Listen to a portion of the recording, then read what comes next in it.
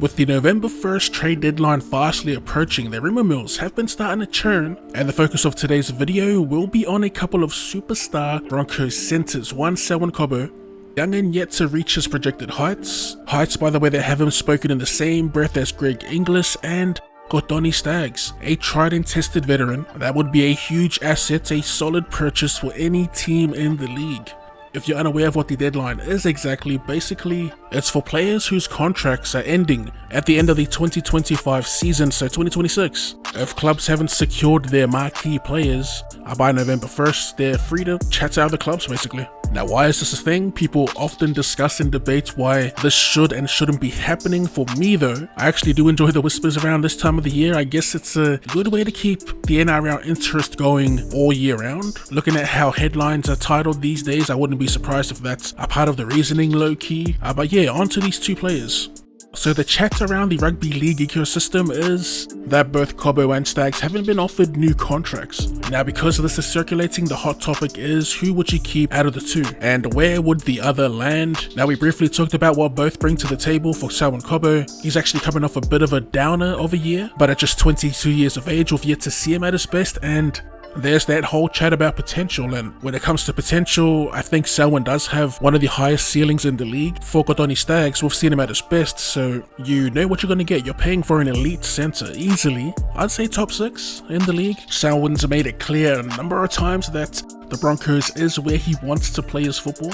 And if that's the case, I do think they can continue to hold on to him for unders. And if worst comes to worst, I think they do take the gamble with Cobbo, as with his upside, he could genuinely be the best player in the league in a few years. And that's not to say Kotoni Staggs can't be that. Even he's still kinda young, 25 years old, hasn't reached his prime yet, and he hasn't really been at 100%. I feel like these past couple of seasons, he's always carrying a niggling injury. In an ideal world, they both stay for unders, but with these rumours floating around, there's even rumours of Selwyn wanting to test the market, and they're looking for a 7-figure deal. So if that's the case, it's not looking good for the Broncos, as they're already stretched thin as it is. When you think of guys like Payne Haas, Paddy Carrigan, and they're still in talks with Reece Walsh, who, by the way, is also off contract come 2026. Once they suss out that re-signing of Reece Walsh, maybe we'll finally learn the fate of both Selwyn and Kotoni. There are rumours that the Cowboys are interested.